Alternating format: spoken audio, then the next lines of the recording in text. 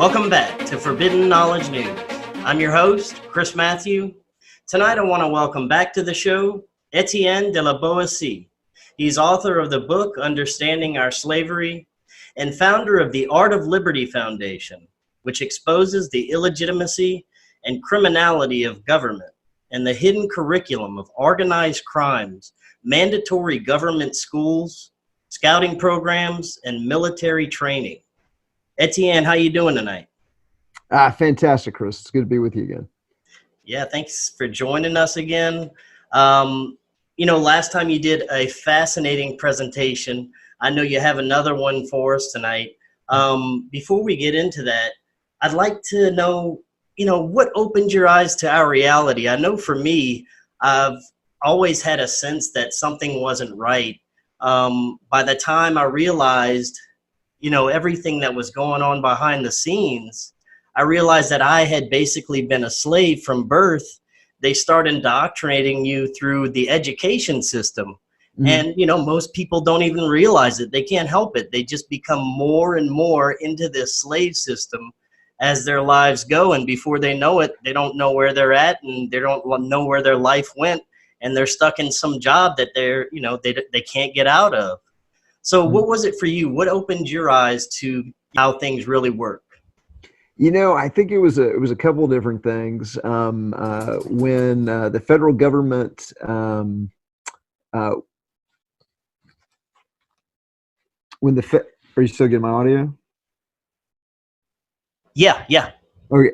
When the federal government murdered 80 men, women, and children at Waco, and then the media covered it up, and the testimony of the survivors, the testimony of the local sheriff, the testimony of whistleblower ATF agents, the discovery of incendiary rounds in the debris, the discovery of the FLIR video showing FBI hostage rescue and Delta Force, mowing down people running out of a burning church. That was definitely an eye opener.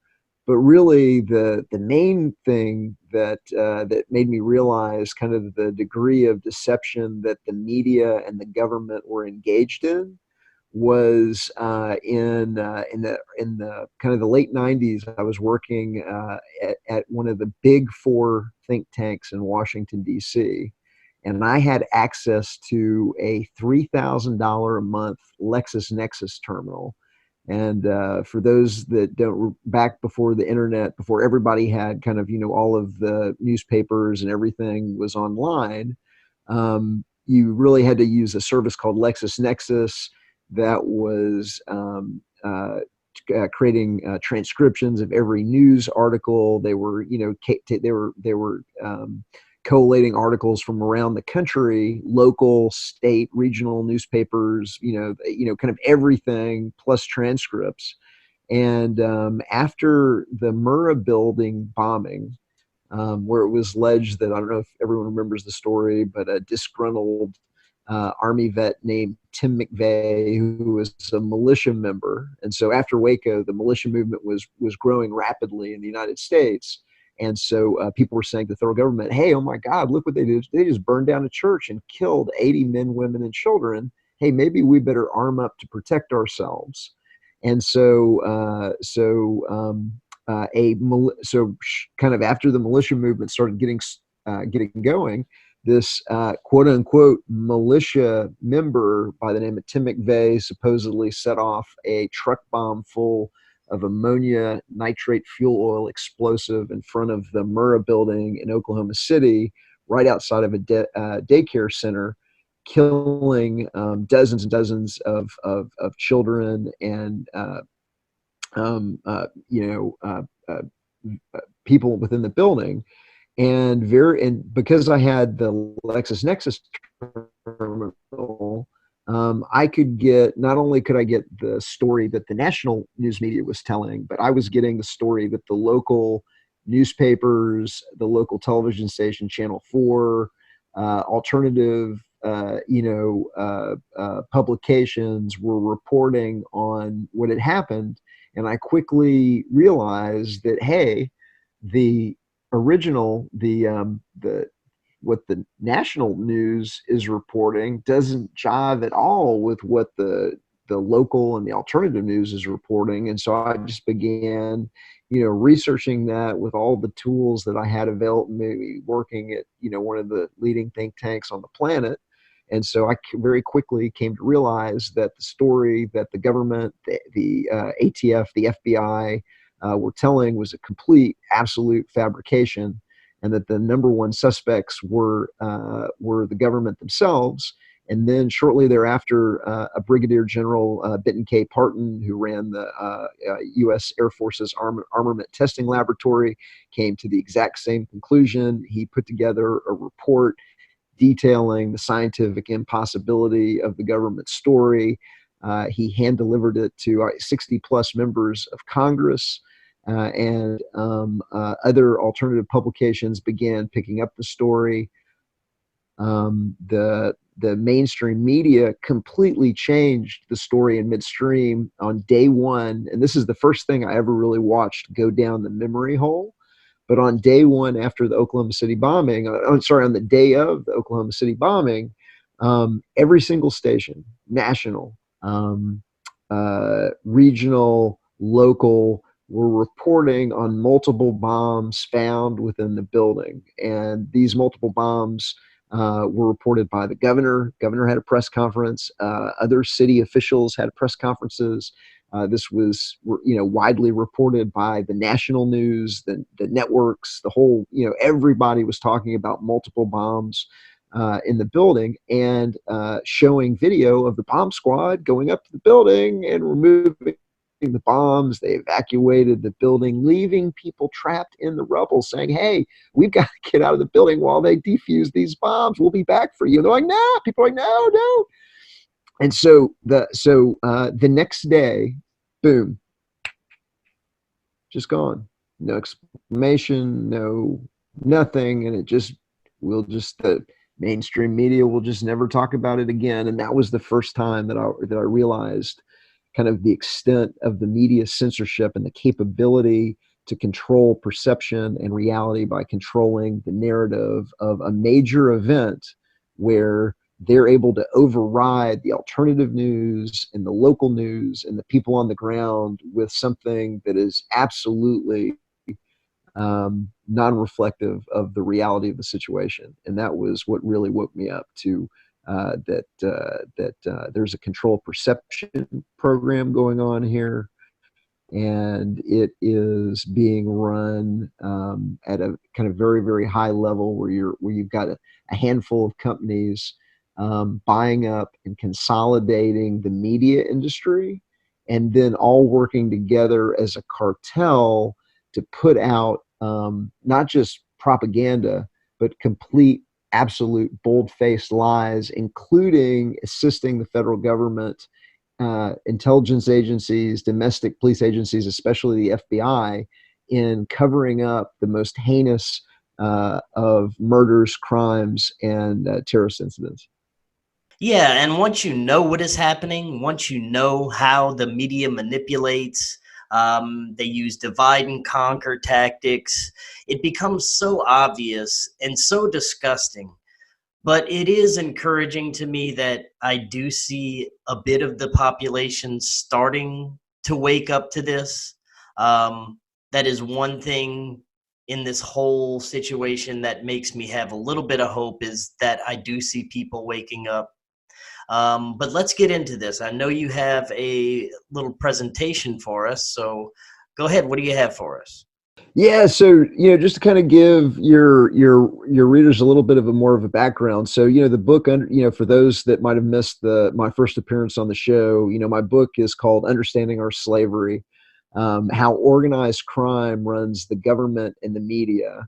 And I write the book from a voluntarist standpoint, and my thesis is that government is illegitimate, because if I don't have the right or to rule you, make up laws for you personally, I myself don't have the right to make up laws for Chris or take Chris's money, then I can't delegate a right that I do not have myself to a representative or to a government. And so if the right of the government to do all of the things that it does doesn't come from we the people, because it's impossible to come from we the people, because we the people don't have the right to steal people's money or make up rules for them, then where did the government get the right to do these things? And the answer is they don't have the right to do these things.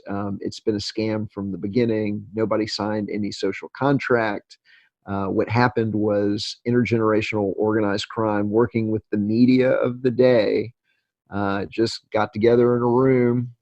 Three dozen slave owners wrote down on a piece of paper that they alone get to make up rules for everyone and take the wealth of others. And then they had their newspapers proclaim it valid, and they just took over the place. And within very, very shortly, they began taxing the population and taking that money and handing it right to Wall Street speculators. They began paying off the quote unquote war debts of some of the states that hadn't paid them.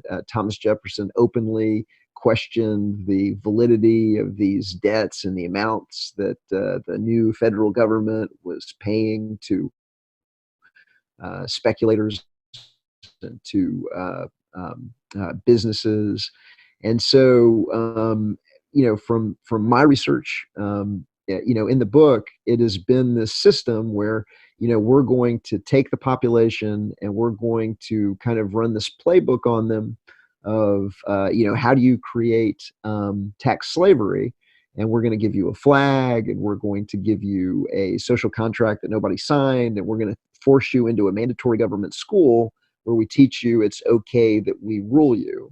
And then we're going to have the media reinforce it with hundreds of television shows and movies where the government's always the hero, whether it's an FBI agent or a CIA agent or the president of the United States flying fighter jets to protect the planet from aliens.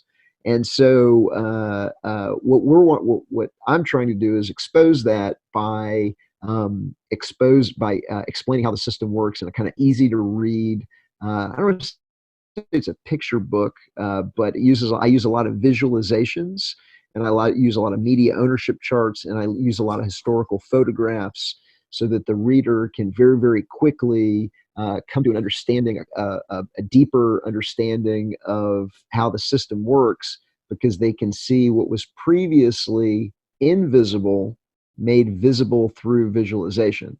And so if I tell you that there's a small handful of companies running hundreds of subsidiaries, you may or not believe me, but if I show you a media ownership chart, you will. And so, but tonight, what I'm going to do is I'd like to share kind of with your audience a speech that I gave at the Anarchadelphia conference about a week and a half ago in Philadelphia. And the Anarchadelphia brought together, it was the first year conference, and about 150 plus participants in the growing kind of voluntarist movement. And so in the speech, I'll go ahead and start kind of sharing my screen with you. Yeah, go ahead. So I told the story, and I'm that I call the biggest secret of the Secret Service. The government and the media are run by organized crime. Or I might call this the Secret Service's biggest secret: when pissed off veterans shook the gates of the White House and told the government no. And so I think I mentioned that I used to live outside, well, maybe I didn't, but I used to live outside of Washington, D.C., in Northern Virginia. And being so close to the city gave me the opportunity to go and participate in any time a protest would come to Washington, D.C. And so one of the protests that probably the most exciting and most underreported protest of all time was in October of 2013, when pissed off veterans came to Washington, D.C. in a march called the Veterans March on the Monuments. And to kind of set the stage for the audience of what was going on in October of 2017, the federal government was pretending that it had bumped up against the debt ceiling.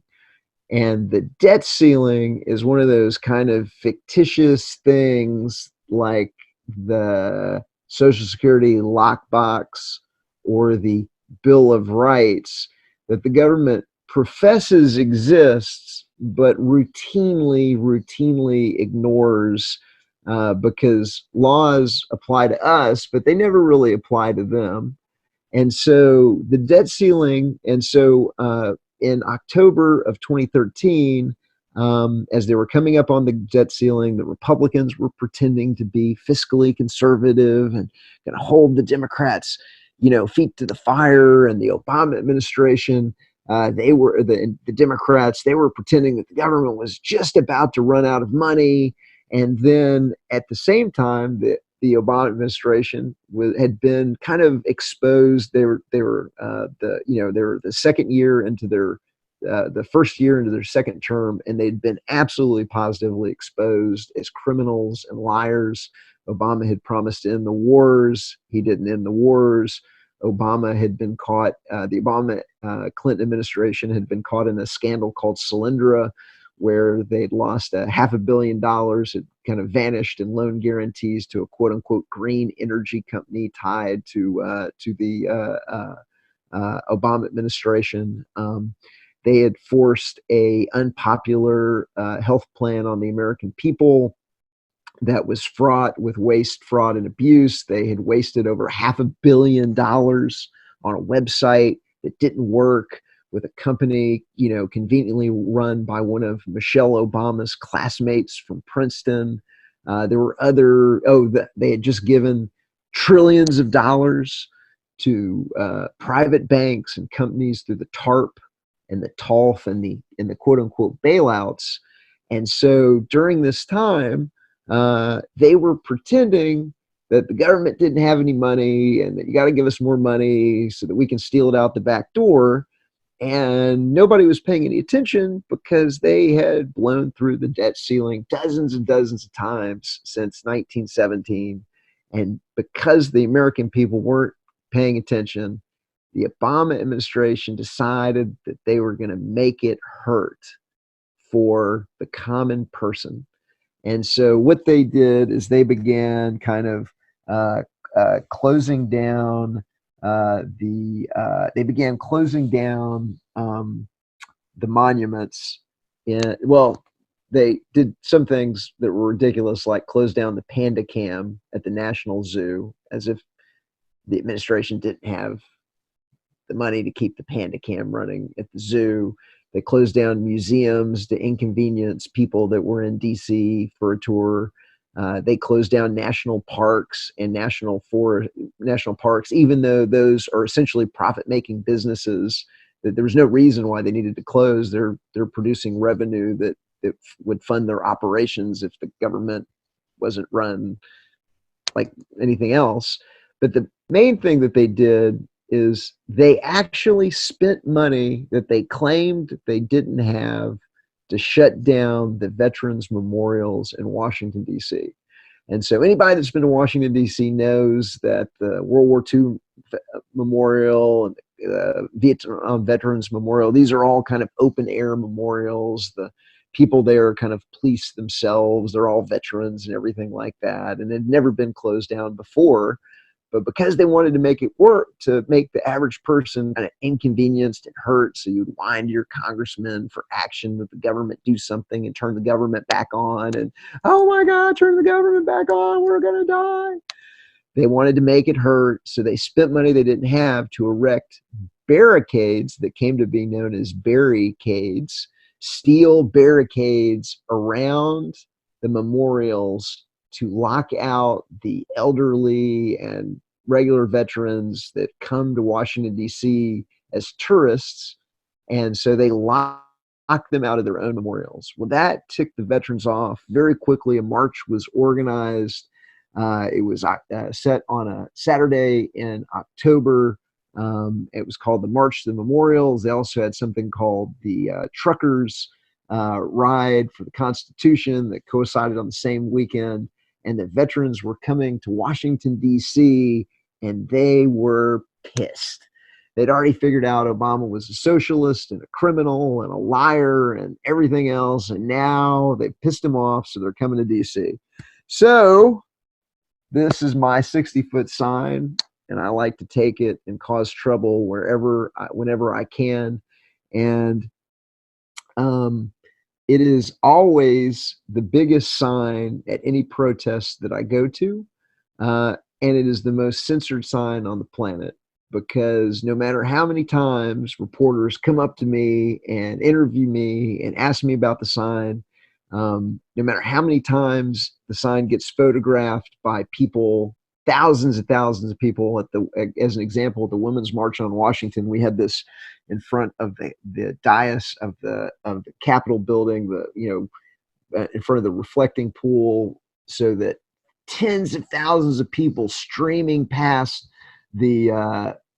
streaming past us out of the Union Metro were at any one time 7 to 10 people were like stepped out of the line to take pictures of the sign. Never shows up on social media, even though I've had a half a dozen reporters interview me and ask me about the sign, take pictures of the sign. It never shows up on social media.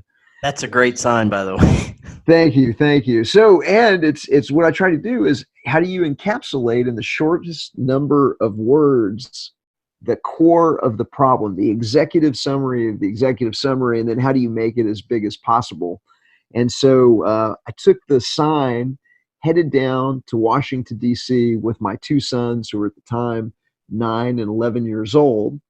And we took this sign and we hung it on the fence around the Washington Monument, facing the veterans protest at the World War II Memorial, so that everybody at the protest, including the media there, could get a picture of the sign. And hold on a second, let me find a different version of this.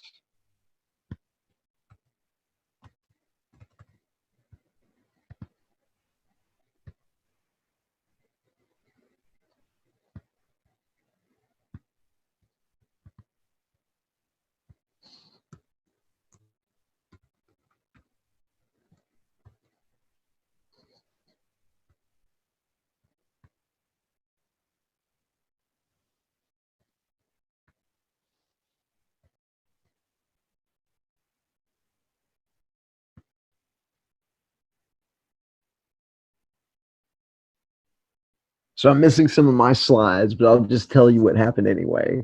And so, so I actually had a picture that was taken of the Washington Monument where they literally cropped out the sign. So whichever press organization was taking a picture of to have it in the Washington Monument, where they had cropped out the bottom of the Washington Monument, and all you could see are patriotic flags on people's hats. And so, even though no matter where you put the sign, the media will find a way to crop it out of any scene, even though it's the most dramatic thing at the protest. So we went down there and we put it up on the fence. We took it down, and most people don't really remember, but what was shown to the world that happened at this protest were two different images. The right, the conservatives, Fox News crowd, was shown Sarah Palin and some other politicians, Ted Cruz, with their hands over their hearts, saluting the flag, patriotism, to make the veterans protest and try and make it appear to be a Republican thing. And that's the weaponized media pumped that out to everybody on the right. At the same time, the left-leaning media, and all they've done is they've just divided up the country into these two, the two largest demographic blocks, so they can play them against each other.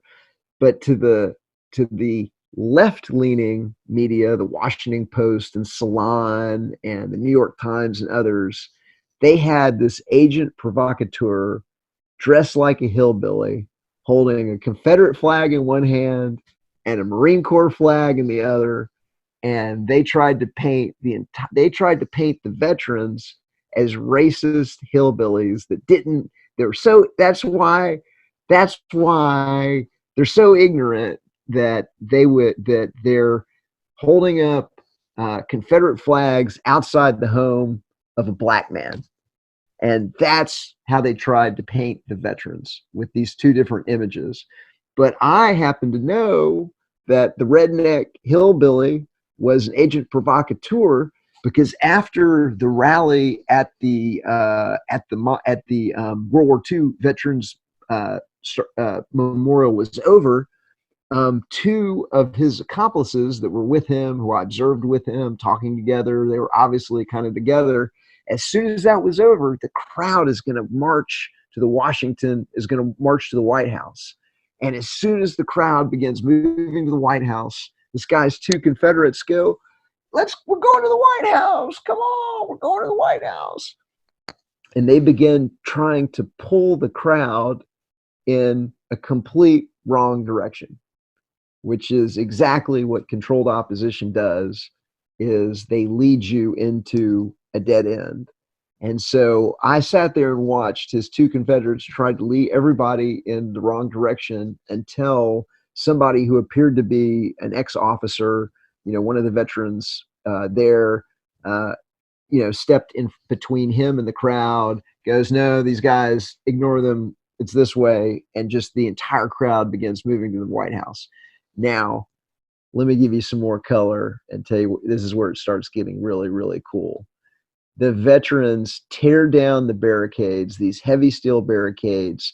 They put them over their heads, and they begin carrying them conga style line. There used to be a video on the internet, it's disappeared off of YouTube, that actually showed maybe a quarter of a mile of veterans carrying these things to the White House, and they begin throwing them on the steps of the White House and throwing them into a pile as loudly and as defiantly as they can. And the Secret Service is wigging out completely. I saw one group of veterans that had surrounded the uniformed Secret Service, and some of the women were crying as the veterans told them in no short order what they thought of the traitorous, criminal Obama administration. How can you work for Obama? He's a traitor. He's socialist. He's like literally just giving it to them up and down and left and right. Disappeared largely out off of YouTube. There is one video left that shows the veterans with a group of Secret Service agents up against the crowd, where they're literally grabbing the police batons and pushing the Secret Service back into this compact ball up against the wall. At the same time they're doing this, and now let me take you back. So my sons and I remember I told you I had my 9-year-old and my 11-year-old with me. So, oh, by the way, here's a quick picture. This is one of the veterans carrying one of the barricades to the White House. He's disabled. He's missing his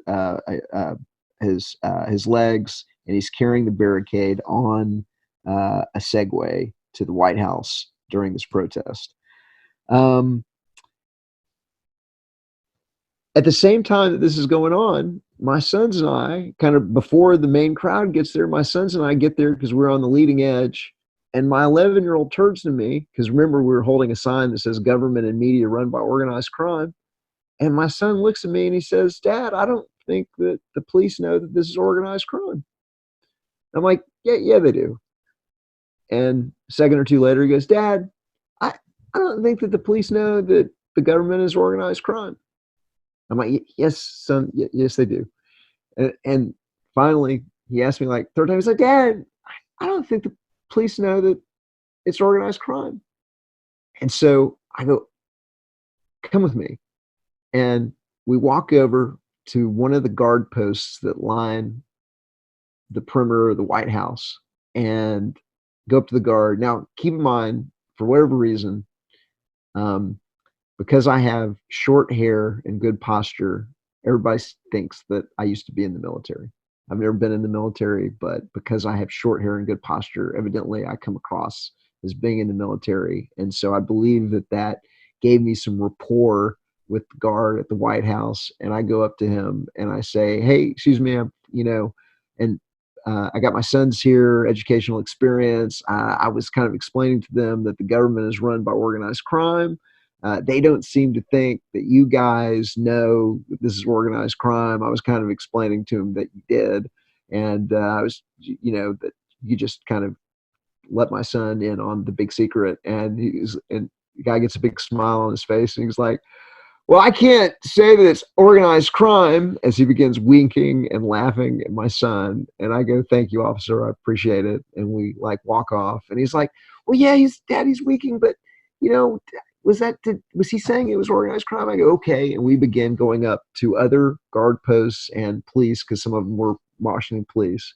And not everybody would talk to us, but many would either kind of nod knowingly, would wink, or in the case of the Washington Metro Police, yeah, we know it's organized crime. What do you want us to do about it? And all of a sudden, I had this realization that, holy shit, they all know that this is organized crime. And you could see it in their eyes when we would ask them, though, even the ones that wouldn't say anything, you could tell they kind of knew that this was organized crime. And so it dawned on me, hey, these guys have all the guns. They're law enforcement. So now I get my boys and we start going to each individual guard post, and we switch it up a little bit, and we start talking to the Uniformed Secret Service and the other, police agencies. The park police were there, and I begin going up and talking to them and saying, hey, I've talked to numerous of the guard posts and the police agencies that are here on the scene, and all you guys seem to know that this is organized crime. You guys have the guns, you're law enforcement, you guys could do something about it. You could arrest these criminals.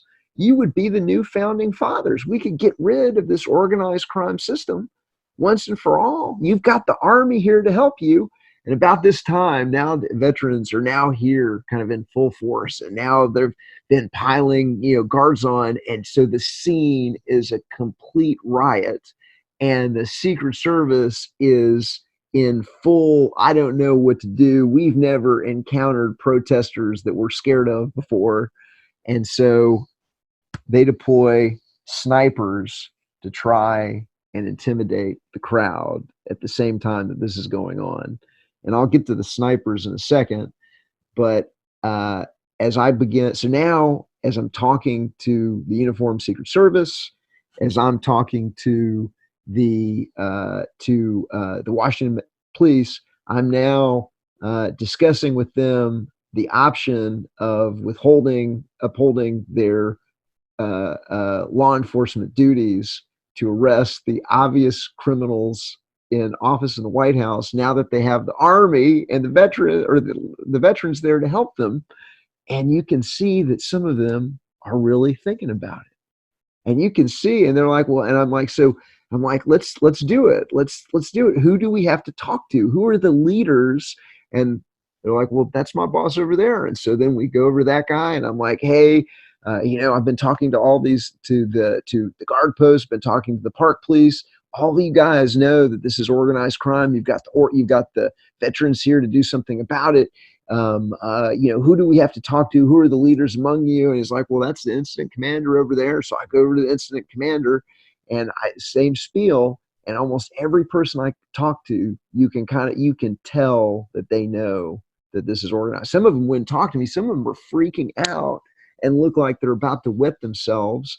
There was a car that looked like an unmarked FBI car, and I thought they were going to shoot me and my sons because they were so scared of everything that was going on around them.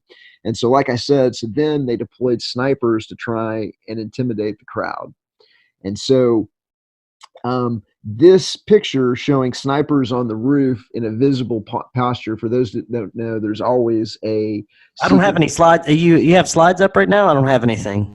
Sorry about that. Let me fix that.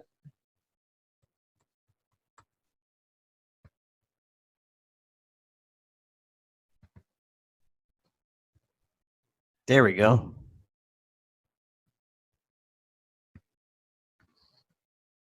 So here's a picture of the snipers on the roof of the White House. Now, I'm missing my slide deck. I apologize. But if I had the correct slide, the slide that I presented at an Arkadelphia, I did a Google search for snipers on the White House, and these pictures have been scrubbed off of Google Images. And then I did the exact same search string on DuckDuckGo, and little old DuckDuckGo is able to find all of the pictures of the snipers on the roof of the White House very easily. And so, in addition to that being censored, a lot of the videos showing the Secret Service crying and the Secret Service shoved up against the window, up against the gates by the veterans, that's also been censored off of Google, as has the video that showed a quarter-mile long train of veterans with shot from above with the barricades marching to the White House. That's been gone. But these snipers were not intimidating the veterans at all. To the contrary, the veteran and not only were they deployed on the roof, there was another team. It looked like it was kind of like a change of watch, where the next shift was made visible on the ground in an effort to intimidate the veterans. To the contrary, the veterans are flipping off the Secret Service counter sniper team, yelling, "How can you work for Obama? He's a socialist. He's a criminal. This is obviously organized crime." That was me. But just insulting them in every way, shape, form that they can. At the same time that we're continuing to talk to these to Secret Service agents, Capitol Park Police. At one time, one of the uniform protective detail walks out of one of the White House gates, and I went up to him. I said, "Are you uniform protective detail?" He said, "Yes." I go, "You guys know this is organized crime. Why don't you do this?" And he started walking away with his head between his legs. And you could just literally, by the way, he's like looking at the ground. I mean, he was ashamed of himself to be participating in it. But 100%, I believe that guy knew that this was organized crime. And you could just see by the way that he hung his head that he did. So anyway, a riot is going on. Here it is. Here's pictures of some of the stuff that's been censored off of the internet, the pictures of the snipers. Oh, here it is right here. Here's the slide that I was trying to tell you. So this is a comparison of Google versus DuckDuckGo, where, oh, look, Google with its billions of dollars of NSA and CIA resources and funding and In-Q-Tel investment can't find it, but little old DuckDuckGo can. To get back to the story, so the snipers aren't intimidating the veterans. So now they bring out the Washington police, and they're going to push the veterans with riot police. And these guys look like they're about to wet their pants. They do not, we can see on their face, they do not want to do this. And so there's about 36 Washington, D.C. Metro police being suited up with tear gas and riot gear to push these veterans away from the White House. And then, damn it, friggin' truckers show up. And all of a sudden, all these trucks from this ride to the Constitution pull up at the White House. And right when I thought that we could have done it, half the crowd gets pulled away to these damn trucks, and the whole thing kind of dissipates. But it wasn't for naught, because now we know the biggest secret of the Secret Service, and that is that they know that this is organized crime. And so when I told the story at the conference, I don't think that the Secret Service and the Park Police and the Washington, D.C. Metro Police know that the people know that it's organized crime. And so I have a new strategy when I go to Washington, D.C. that I'm now kind of trying to promote. And that is, when you go to Washington, D.C., go to the White House, go to the guard gates around the White House, talk to the Park Police, look them in the eye, and ask them if they think that the federal government has been hijacked by organized crime interests that are looting the population and getting away with it because the media is in on it. and see, just look in their eyes and understand that they know it, and then tell them that we have their back and that we expect them as law enforcement to do something about it. And maybe if we came back every single month, like let's say on the anniversary, the 13th or around the 13th, and maybe it starts slow, maybe it grows, but maybe if we showed the the uniformed Secret Service, the Park Police, and the Washington Metro Police that we have their back, that we can help them effect a citizen's arrest on this organized crime government, and that we expect them to do their job and put an end to this organized crime government. If they know that we know and have their back, maybe they'll do something about it. And maybe if they don't, then maybe we arrest them as well. But I'm going to start going back every month on or about the 13th for 1 year. And I think by October 2020, we could get enough people behind the idea to maybe effect a citizen's arrest on this obvious organized crime system with the help of the Secret Service, the Park Police, and the Metro DC Police that know what's going on. And the majority of them, I'm assuming, are good people and would like to see this organized crime system end. And so that's the biggest secret of the Secret Service. And that's the story of how the veterans told the government no and shook the gates of the White House. And the 7th anniversary is coming up on October the 13th, 2020. Will be the 7th anniversary of the Veterans March on the memorials. And I'd like to invite those veterans and other veterans back to Washington, D.C. with voluntarists and anarchists and libertarians and people of good persuasion and the anti-war movement and the anti-corruption movement. And let's support our law enforcement officers. Let them know that we have their back, and let's all arrest these criminals together. Citizens Arrest 2020. That would be absolutely amazing to see. October 13th, 2020, the 7th anniversary of the Veterans March on the memorials. But going back every month to build support and educate the Secret Service, the Washington Police, and the Metro Police on the criminality of the government. So we've got all the evidence.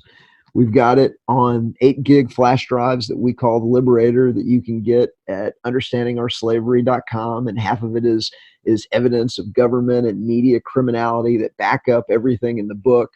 And so I've got copies of the book for the Secret Service. I've got flash drive. I'll have flash drives for the Secret Service.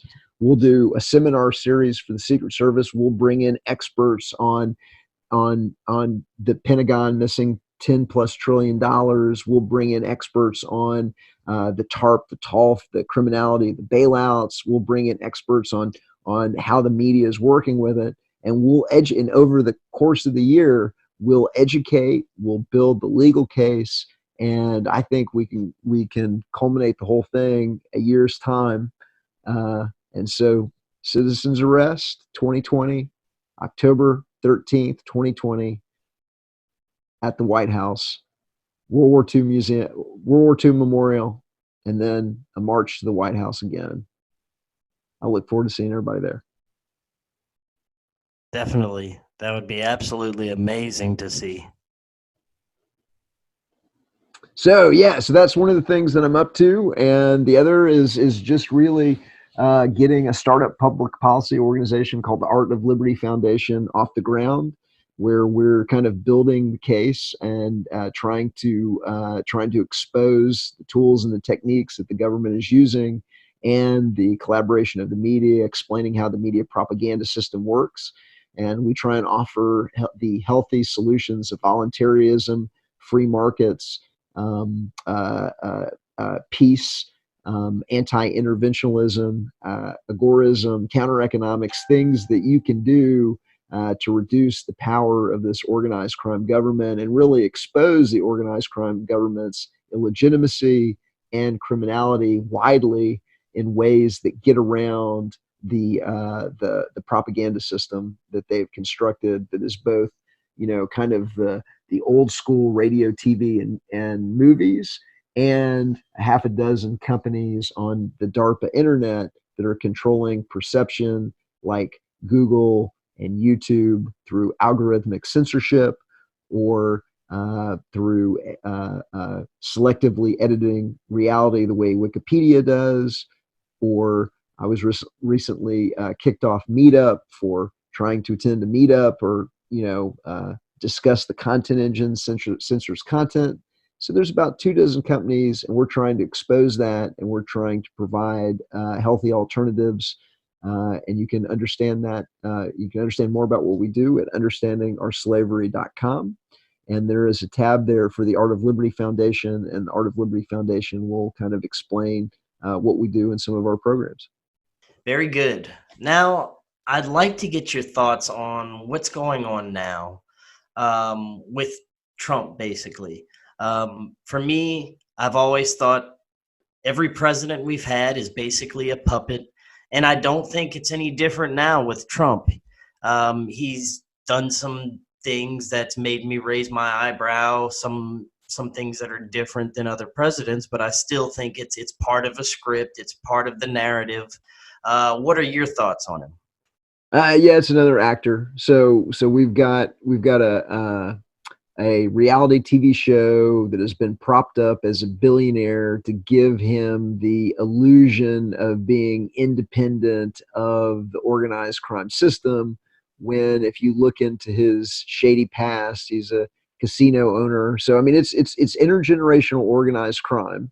And so, as far as I can tell, Trump is kind of like a money laundering casino owner that runs some hotel properties and things like that for kind of like the mob.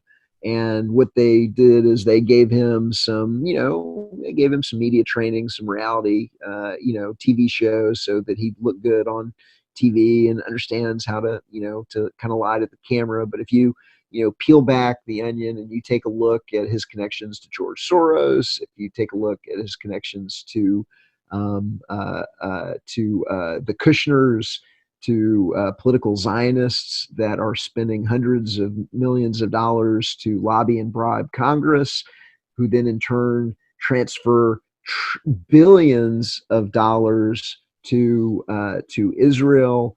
If you take a look at the fact that he's got Goldman Sachs at Treasury, if you take a look at the fact that he's continuing these wars, which are in and of themselves essentially mass murder for resources, if you take a look at the fact that he's saying that government is legitimate in and of itself, if you take a look at the fact that he's got a little, what appears to be kind of like a little bribery operation in the fact that you can go to his hotel. Yeah, so at the Trump Hotel in Washington, D.C., there are 3 $25,000 a night penthouses.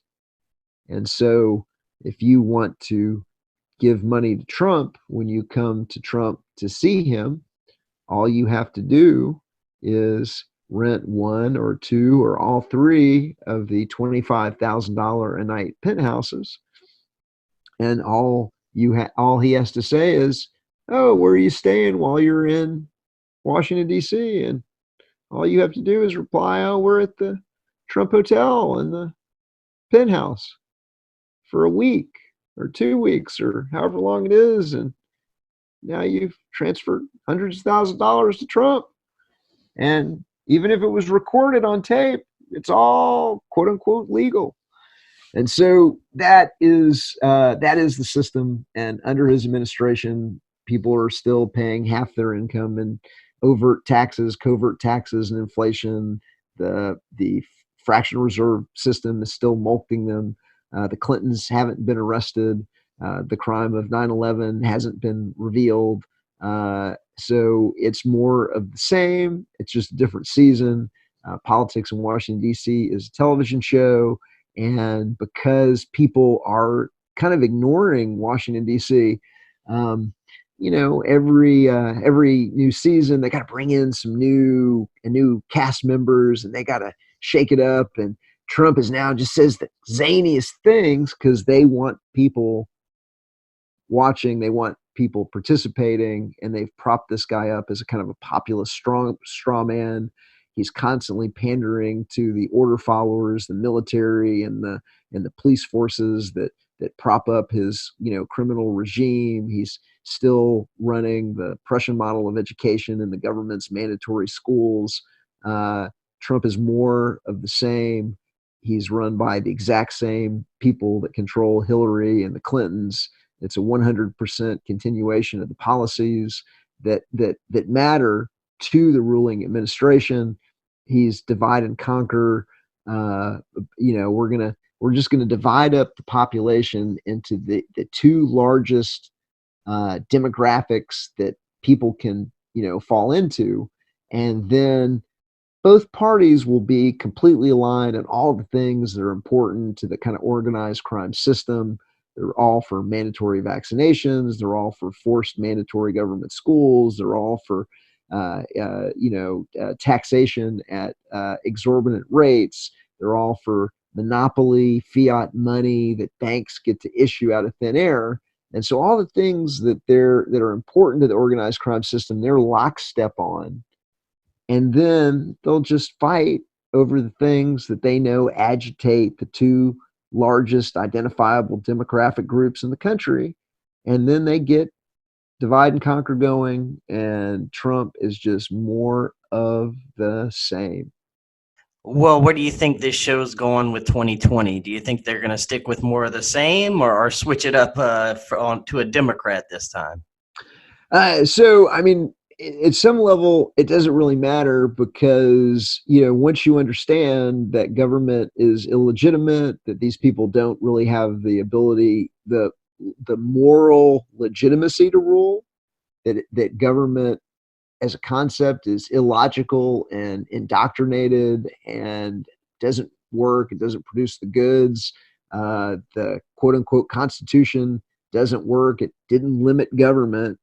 Supposedly the Constitution was to limit government. We have the biggest government in all of history. Supposedly it was to guarantee rights. It doesn't guarantee rights. The government routinely breaks breaks its own Bill of Rights. Walk through the airport, there's no Fourth Amendment.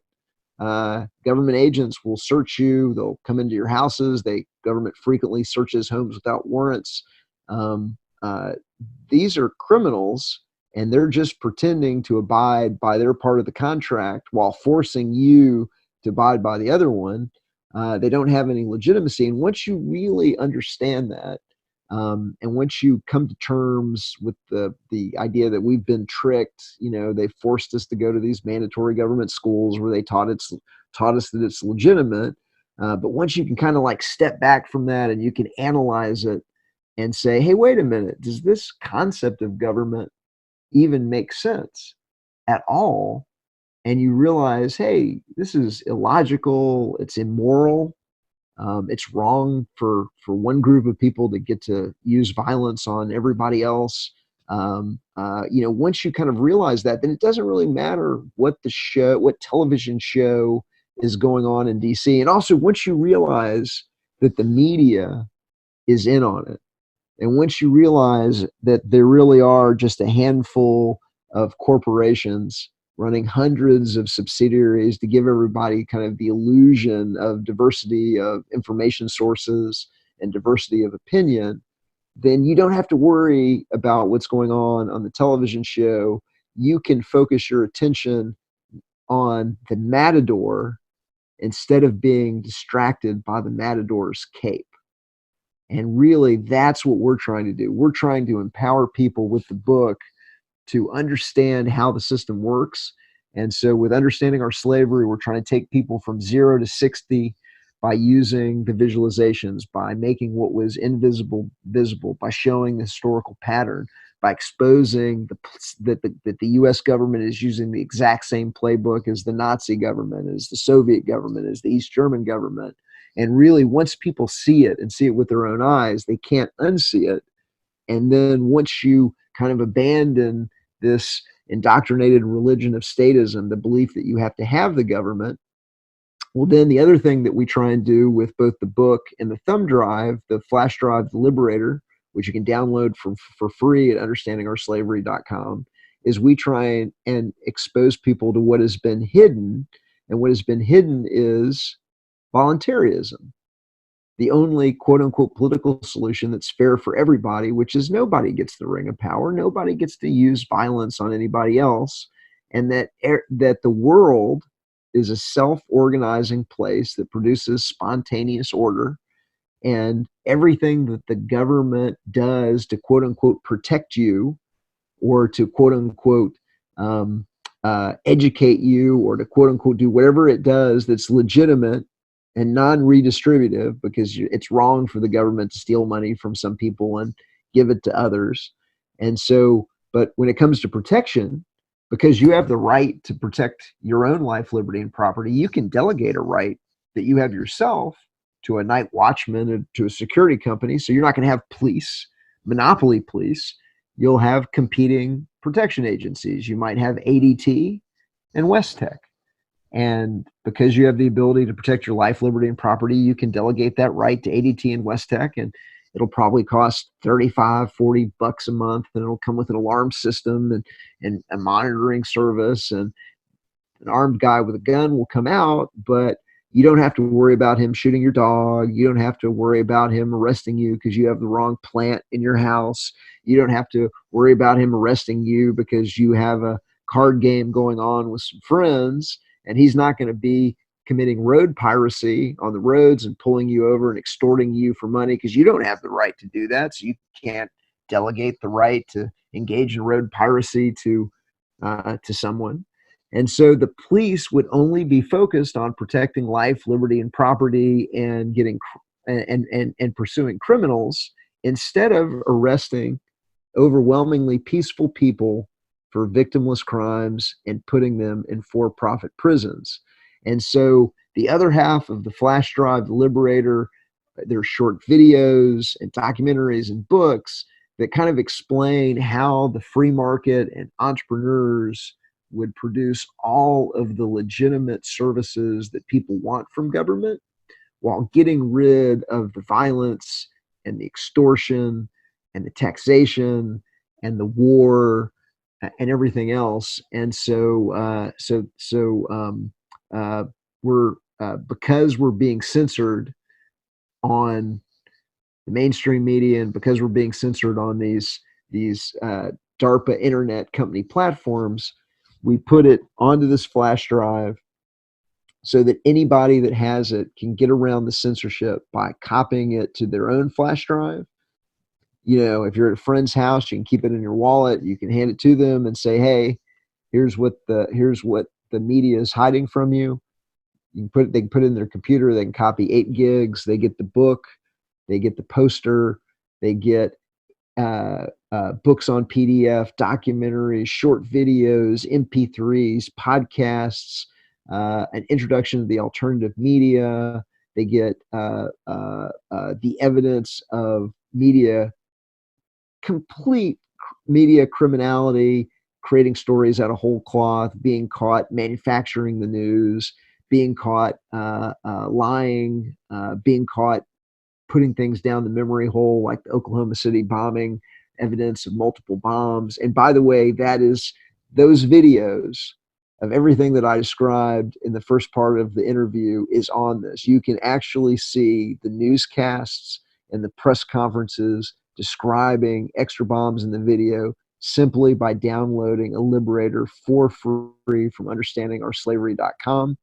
And you can see the media ownership charts. You can see the chart showing how a handful of companies, organizations, the Bilderberg Group, the Council on Foreign Relations, and the Trilateral Commission have maneuvered their members into the key reporterships, editorships, publisherships, and in dozens and dozens of major publications to be able to sell an agenda, a war, cover up 9/11, whatever the propaganda crime is. Once you see the visualization, we make what's visible invisible. All of that's on the Liberator, understandingourslavery.com.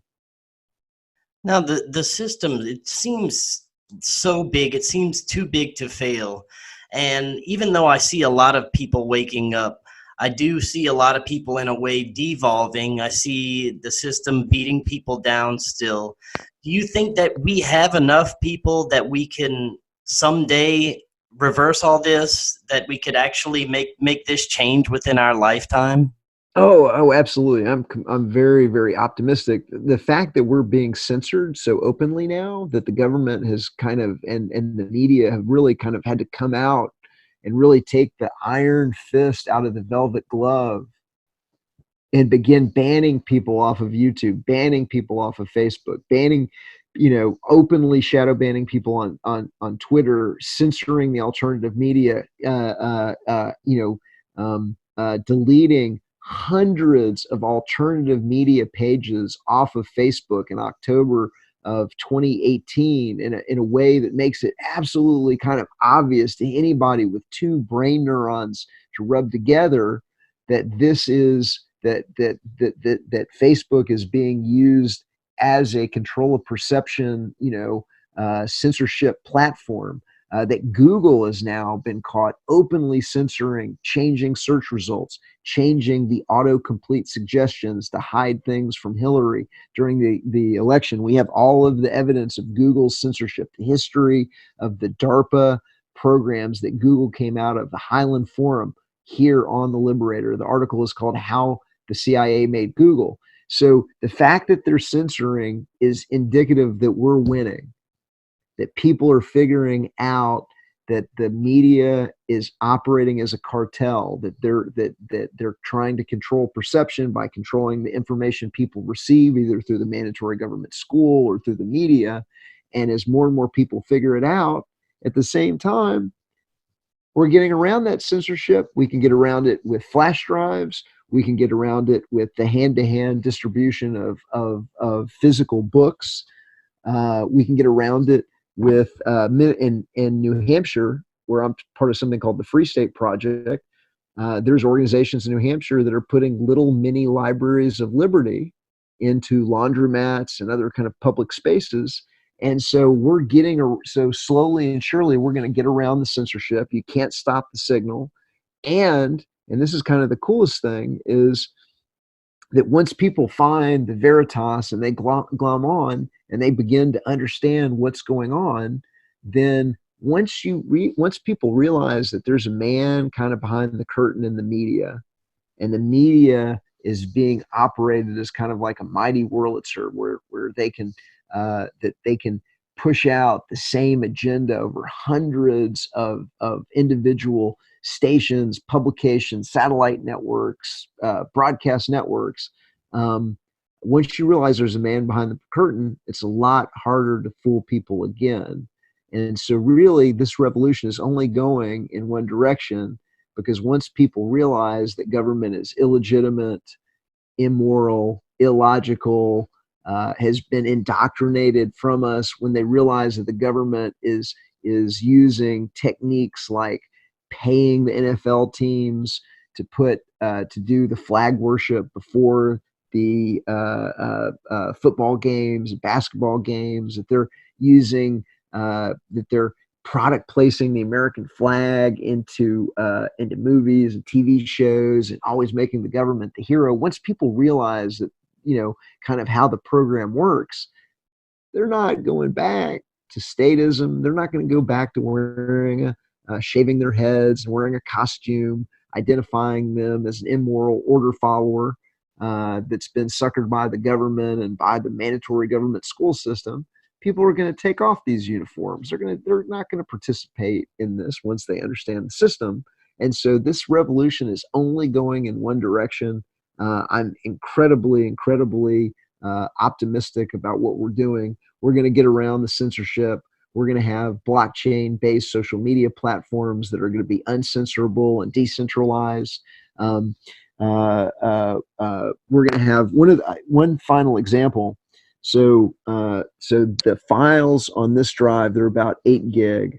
Um, uh, uh, Someone has recently donated $1,000 to the Art of Liberty Foundation to take the information on this drive and put 10, what's now known as a pirate box. We're about to rename it the Liberator Wi-Fi.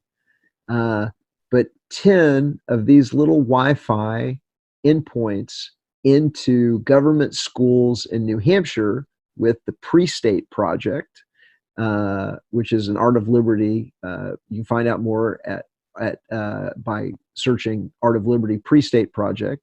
But to put these into the schools where it broadcasts an SSID that says, here's what the government is hiding from you.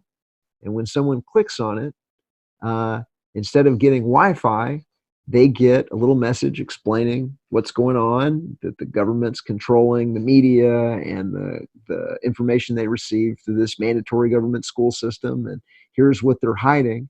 And here are all of the files on the flash drive are now available to everyone within Wi-Fi range in the school.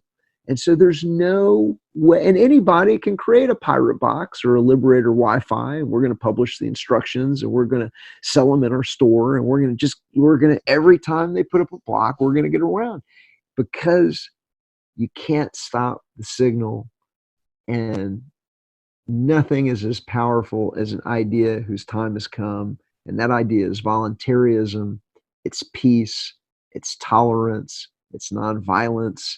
It is the only political system that's fair for everybody. Nobody gets the ring of power. It's the thing they're trying to hide from you. That's how you know it's the real McCoy. And so as more and more people find out that we don't really need government, that everything it does could be done by the free market, when they understand how badly the government is ripping them off, when they understand how the government is and the banks are stealing the value out of their money, because we're going to tell them, you're going to see people continue to abandon the most dangerous superstition, this belief, this indoctrinated belief in having a small group of people get the ability to use violence on everyone else in society. It's antiquated, it's barbaric, it doesn't deliver the goods, it's being exposed as criminal. And we're going to finally get around this propaganda system, and we're finally going to expose this system, and we're going to bring real freedom and peace and harmony and economic prosperity that comes with it to everybody on this planet. And it's going to be amazing. Very well said. And before you head out tonight, I want to thank you again. Is there anything you have upcoming that you'd like to talk about before you go? Yeah, so we're doing a little East Coast tour. We just finished, like I said, we did an Arkadelphia in Philadelphia. We did an event in New York. We just did an event in Manchester. We're going to be doing one on Sunday, September, I think it's the 29th, in Portsmouth. We're still looking for a venue. If you know anybody that can help us with a venue in Portsmouth, New Hampshire, please let us know. If anybody's in Portsmouth, they can come out and see us. We'll have some more venues. Some we just sold out of the 4th printing of the book. It was the best-selling book at the Arkadelphia conference. Sold out of all the flash drives, but you can reserve a copy on back order at understandingourslavery.com. The next version will be the 4th edition. The 5th printing, it will have even more evidence, even more improvements over the last edition. More and more people are downloading it all the time, and more people are learning the truth about the criminality of the government, the illegitimacy of the government. So check us out. Reserve a copy today, understandingourslavery.com. Very good.